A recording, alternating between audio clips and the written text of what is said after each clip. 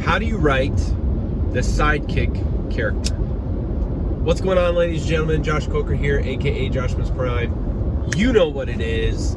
Coming at you with another episode of Polymathics, the channel that helps you and you and you and you and you and you and you and you become a modern day Renaissance man and or woman.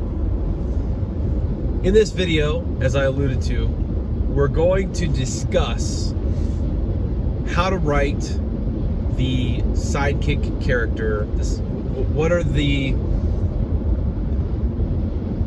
symbolism, what are the representations of the Sidekick archetype, and as it pertains to the hero's journey, as it pertains to fiction, the Metamyth, the monomyth, whatever you want to call it.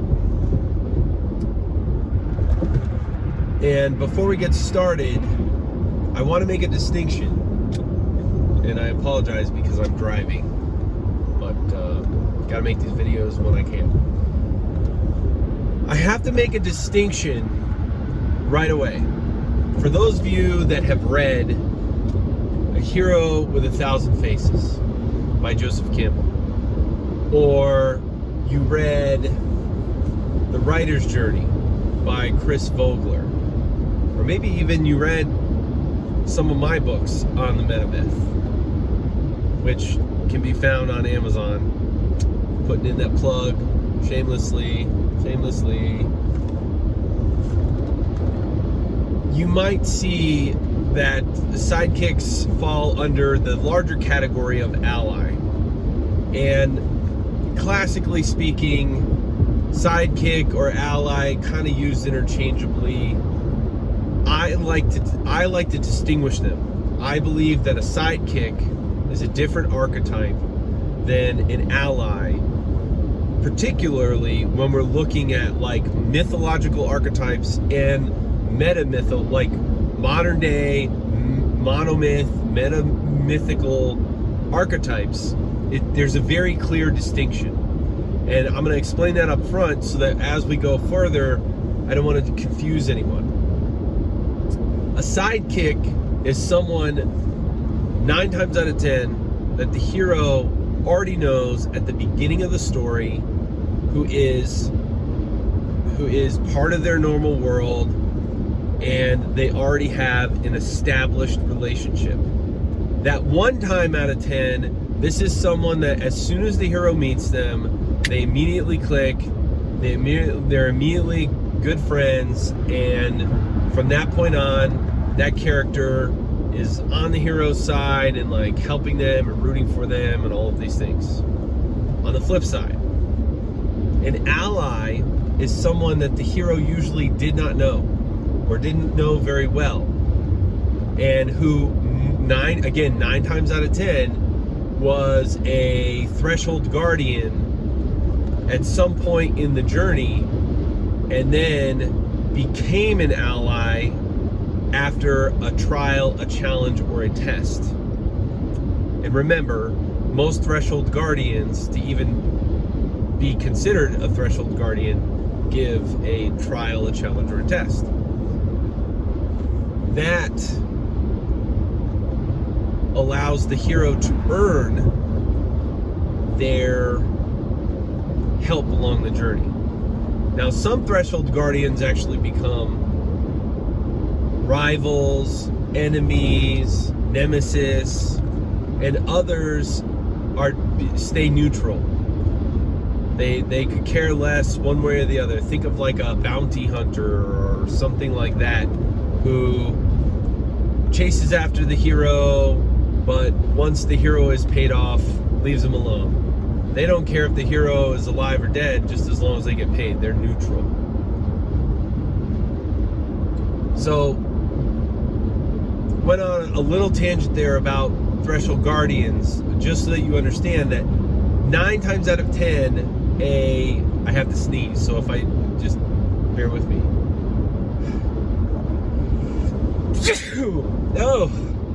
Oh, did I get some on you? Oh, here, let me get that off. 9 times out of 10, an ally will start off as a threshold guardian and then become friendly to the hero and eventually help the hero on their mission. That's an ally. That's where I have the major distinction between ally and sidekicks. And then just so that we've closed this loop and can get into the main conversation, that one time out of 10 where someone is not a threshold guardian is almost the opposite. It's like the reciprocal of the sidekick version. This is someone who the hero has known but doesn't know very well or doesn't know as intimately, and they're helping the hero, but maybe it's reluctantly, maybe it's because they have a duty to, but they're not like super into the mission. And this would be someone like a foster parent or a boss or someone at their company who you know has to help because they're supposed to. That's the only other time you might find an ally that was not initially a threshold guardian. So now that we've got that out of the way, now let's really dig deep into the sidekick archetype, because we've completely and forever dissected, differentiated, and disconnected those two archetypes until the next time we talk about it. But if you look at the sidekick character, the main function that they have in the story is to support the hero. Many times this character will act as a conscience for the hero. And I think the best example of this character is Samwise Gamgee from Lord of the Rings. Don't get me wrong, there are several other examples, and I'll go over a couple, but when you're talking about the prototypical or the stereotypical sidekick archetype, Samwise Gamgee hits the nail on the head. And he serves a couple different roles because he is a hero in and of himself, but when you look at the story as a whole, the whole entire trilogy and where he fits, he's more of he really fits and secures the sidekick character. But he does perform a hero function. Later on in the story, we're not going to go into that. If you were to deeply analyze the story, you would see that he has other things.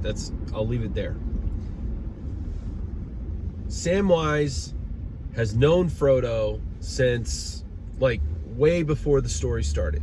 They have an existing relationship, and from what we can see, it's not only a good relationship, they're close. Even though he is Frodo's gardener in a sense, they hang out together, they drink together with Frodo and his cousins. So there's an established relationship. And when they go on the journey, even before they go on the journey, you can see Sam has a vested interest in Frodo, even to the extent that he is dropping some eaves next to Bag End while Frodo and Gandalf are discussing what has to happen with the one ring of power. Once they discover, they put it in the fire and all this other stuff. So even right off the bat, Sam is like right there in the mix of it because he's got an affinity for Frodo. And some people have made the argument or contestation that there might have been some extreme, if not more than brotherly love going on between the two of them. To me, that's not important for our conversation, but I don't see why that could be the case. Like in some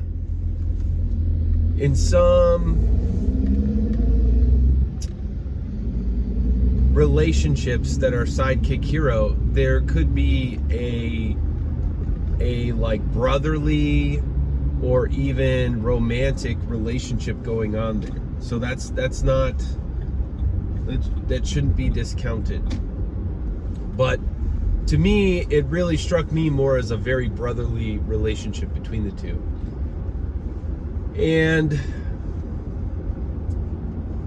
for whatever reason, Sam for his own personal reasons, I don't know if he looks up to Frodo or what, but he supports Frodo. And granted, you know, Gandalf kind of gave him a mission, and Gandalf's a wizard, and hobbits like Samwise, that's like a big deal. Plus, in the Hobbiton hierarchy structure, Frodo's kind of at the top.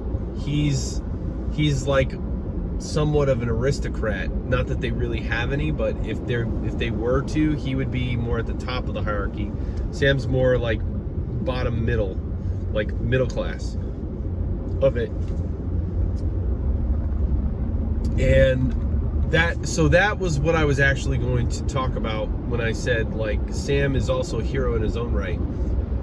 When we look at these stories, when they're big stories, I'm not talking about like a one episode story, but a story that has trilogies or sagas where there's just multiple stories combined into one, or, you know, continuing off of one main story world. What we find is that you'll have characters that represent different social strata in society. So the kingly hero represents a true aristocrat, or I guess the aristocrat's not the proper word. Represents someone of from pardon me, getting over a little bit of a cold. The kingly hero represents someone from the upper class. The everyman hero usually represents somebody from middle class. And then the sidekick, a lot of times, like Sam, represents someone from the lower middle class. Someone that looks up to the middle class guy and can only fantasize about ever being the upper class, if that makes any sense. And if you take a look at stories that are big and broad in this scope, you'll see this same pattern play out. And then another strata that you'll see is like maybe one of them serves as a tragic hero, and then another one serves as a redemptive hero. And we could go on and on about that, but the point I'm trying to make is that the sidekick is the main archetype, but a sidekick can still perform heroic functions. It's one of the few archetypes that can. I would say the sidekick and the mentor really are the two that I see the most perform the heroic functions, aside from the kingly hero and the everyman hero.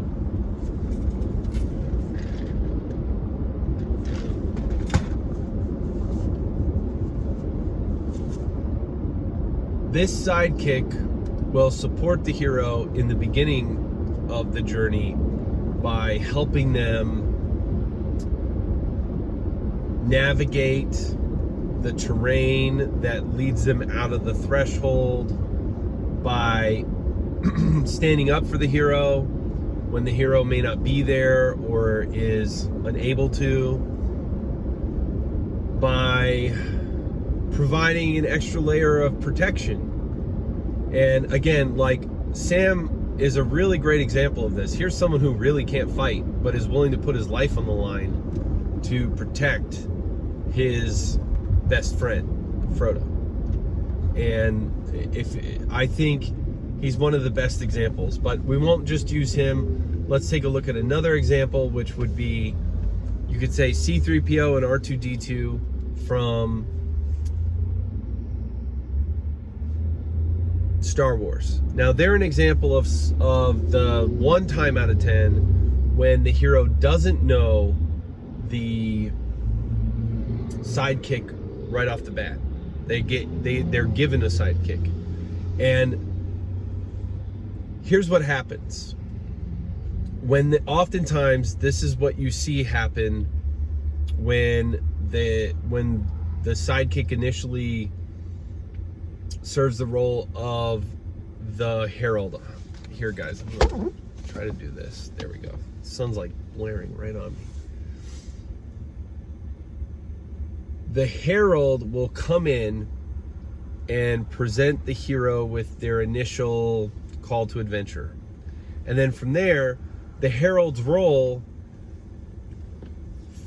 has pretty much dissipated. The herald will do has a couple things. It can like become an ally, in which case a lot of times it becomes a sidekick, or it will dissolve into nothingness. The herald will no longer be in the story, they're done. Or the third thing is they'll become an enemy, or a lot of times they're the shapeshifter. Like, they came with the message, but little does the hero know that they're actually either on the villain side or they're the villain themselves. That's seen a lot. I forget the guy's name, but in Jason and the Argonauts, the like a mentor who comes, he's the herald and the mentor, and then eventually he's like the final climactic battle. In this case, with Star Wars, the two droids serve as the herald, particularly R2-D2. And so he maintains, in my opinion, R2-D2 maintains the role of herald throughout the whole kind of story, and he turns more into an ally, whereas C-3PO acts as the herald and then transitions into the sidekick character. He really is the Jiminy Cricket. He supports Luke. He's kind of a suck up to Luke in a sense, but he's constantly there for Luke and Luke's team. And that's an example of a character that the hero did not know, that they're introduced to very early in the story, that then becomes their sidekick. And again, just think about, like, 3PO is instrumental in saving them from the trash compactor, which is where Luke, like, well, of course they're going to get crushed, but aside from that, there's also the whole thing about that monster that pulls him under the water. And if you think about it, well, actually, I did just think about it, and I'm mistaken. 3PO has nothing to do with the monster, but he does help save them from the trash compactor, because if he hadn't turned the comm link back on and told R2-D2 to stop all the trash compactors on the detention level, then they would have been smushed. So there's that. And then Toto is an example. If you look at The Wizard of Oz, is an example of a heroine who their sidekick is a pet. And whenever you have a sidekick that is a pet or a familiar, many times they represent primal instinct. They represent emotion, or the primality, or just instinct in general, like curiosity. And so, Toto will sniff around and he finds things throughout the adventure that is Dorothy's intuition and instinct and curiosity leading her to different places. That's what he represents. But he's also the sidekick. If you look at, going back to Star Wars again, Han Solo's sidekick is Chewbacca. And Chewbacca is kind of a mix between Samwise and Frodo. He supports Han and Han's crazy decisions, but he also serves, he's not a pet, but because he's got that animalistic nature to him, he serves the role of emotion in the story and like primal instinct. And you want to have a character who does that in your story because you want to capture all the different aspects of a person's consciousness and personality.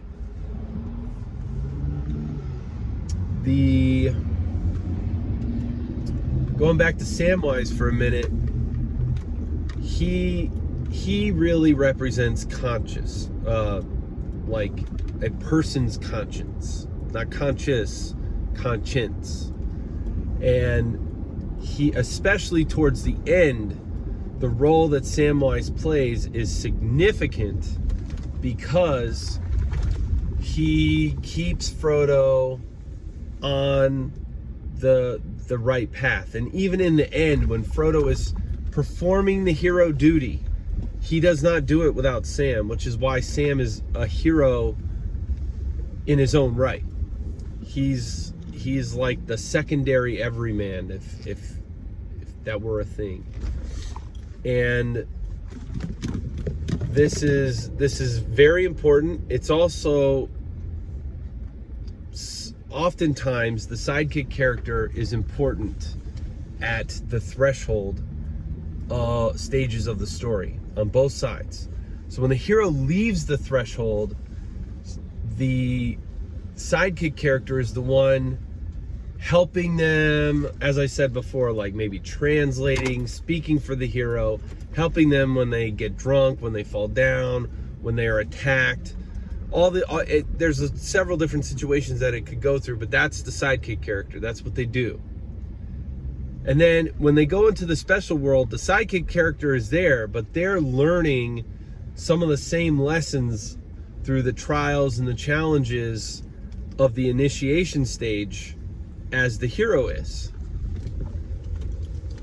But then when they return to the normal world, the sidekick character then becomes important again. And here's why. Not all the time, but I would say 80% of the time, you'll have at the stage of rescue from without, the sidekick character is going to play a major role in rescue from without. It doesn't always happen, and I'll give you an example when it does and when it doesn't, but I'll give you 3 examples, and then I think we can pretty much wrap on this. The sidekick character will sacrifice themselves or come to the hero's aid when it's the least expected, and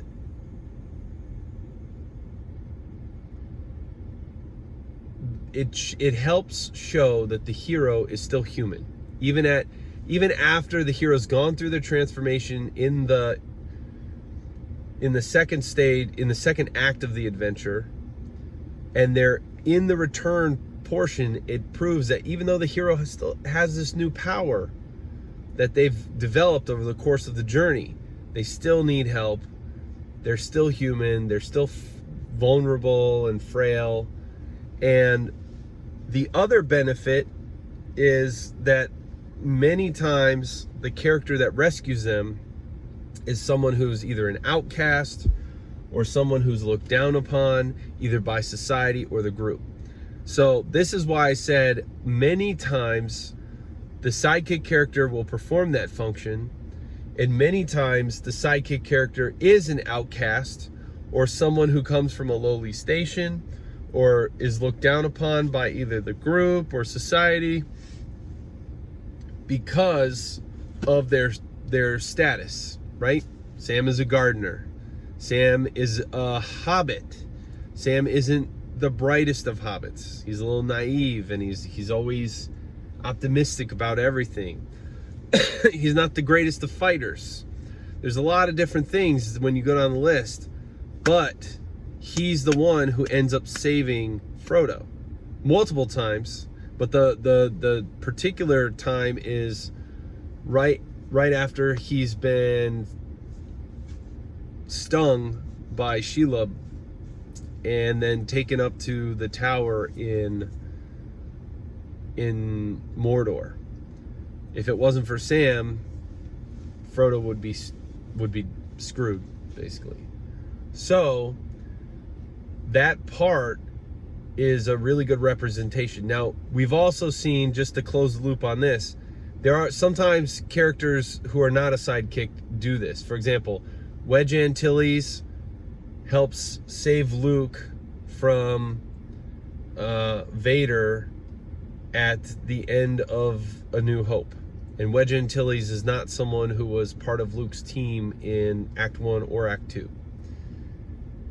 And then again, we see a similar rescue from without, where Lando Calrissian, who is this lowly scumbag of a guy who sold out, who dimed out his friends to the Empire, actually comes back with Leia to save Luke. And then now here's another example of one where this character was a sidekick. In The Princess Frog, it's a Disney movie. I think that's the name of it. It's basically, it's the story about the girl who's a princess who ends up like becoming a frog, and then they go on this adventure as frogs together, and then they both like, he turns out to be a prince or something like that. There's a really interesting character in there who's like this little firefly, and I forget his name. He's one of my favorite characters. I wish I remembered his name, but he performs the rescue from without function. And yet again, here you have someone who's like kind of looked upon as this lowly individual, not well educated, not very strong, not very mighty. But if it wasn't for that character, the hero or the heroine in this example would have never gotten to where she needed to go. And anyway, I think there's an example somewhere in there with Toto as well, but you guys get the point. So when you're setting up, here are my final thoughts, some action items, and then we'll wrap on this. When you're setting up your sidekick archetype character, you want them to either already know your hero or meet your hero very early on in the story while they're still in the normal world and hit it off with the hero right away. This is the one character that doesn't really ever question the hero's judgment. And actually, so I'll pause right there. The only time that it's acceptable for this character to question the hero's judgment is at like the worst possible scenario towards the end of the story. It's like, it's usually right before the rescue from without. Somewhere between the return and rescue from without, you'll have, it's usually actually around the refusal of the return, that the hero and the sidekick will get into a big argument. Or sometimes the hero and the love interest, or the hero and their best friend, or not their best friend, like the kingly hero and the everyman hero. But a lot of times it's one of the heroes, kingly or everyman, has an argument with their sidekick, and they go separate ways. This is great because it really shows the desperation that the hero's in now, because the hero has no friends, no army, no nothing, and now they're alone. And this is where, like, if you look at Sam, it's like where Gollum has tricked Frodo into thinking that Sam ate the food and that Sam's trying to get the ring, and so then Frodo tells him to leave. So anyways, I had to get that out because it's actually important. One other thing that I have to get out too, when you're setting up your character, your sidekick character, they either know the hero in the beginning of the story or they meet the hero in the beginning of the story. And another key thing is that they should represent some, like, the things that are important to the hero at the beginning of the story. So for example, Sam is a very simple Hobbiton, and his life isn't really going to amount to he has no cares for the outside world, even more so than Frodo. The sidekick character is almost an extreme example. So think about it like this: if your hero likes to play video games, their best friend is a video gamer. Like in Ready Player One, he was actually a pretty big video gamer, but like his best friend was like next level into video game type of stuff. So that's the kind of dynamic you want to have going on there. Another example is C-3PO and R2-D2 as sidekicks represent Luke's desire to become a part of the rebellion, because these two droids are part of the rebellion.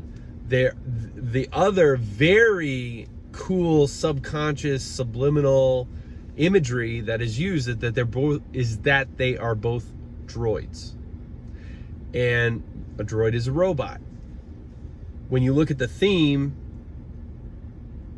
is to trust your intuition and not depend so heavily on systems or machines or governments. And so Luke, starting out in the beginning, where his main sidekicks and the main connection to the rebellion and the main information that he has to go off of are robots, is a very subliminal but also intelligent way to set up those characters. It represents how Luke thinks. It's like, I have to depend on these mechanical beings in order to do what I need to do. Now fast forward all the way to the end of the movie, where he has the targeting system and he's about to make like the most important shot that anybody's ever made in the universe, and he removes the targeting system and instead relies on the Force. He relies on himself. He relies on his intuition, which is the thematic lesson of the entire film.